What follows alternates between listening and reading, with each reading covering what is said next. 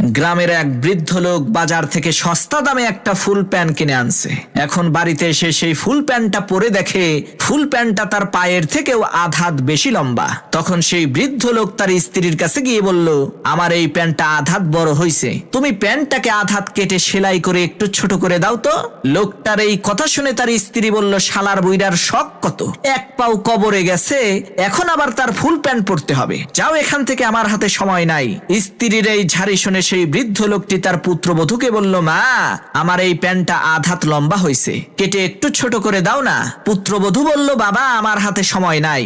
এরপর সেই লোকটি তার নিজের মেয়েকে বলল, মারে, আমার এই প্যান্টটা আধ হাত লম্বা হয়েছে, কেটে একটু ছোট করে দাস না। তার নিজের মেয়েও বলল, বাবা, আমার হাতে সময় নাই। তখন সেই বৃদ্ধ লোকটা মন খারাপ করে বাড়ি থেকে চলে গেল।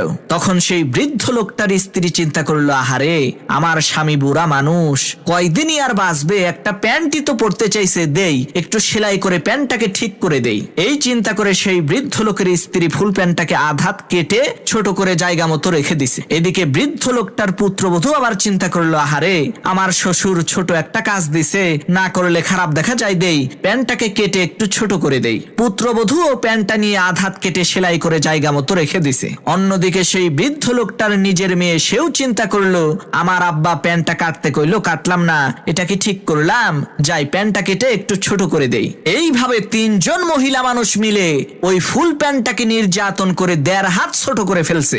এমন সময় সেই বৃদ্ধ লোকটা বাড়িতে এসে তার ফুল প্যান্টটাকে দেখে তো অবাক, আরে সর্বনাশ, আমার ফুল প্যান্টটারে হাফ প্যান্ট বানাইছে কে?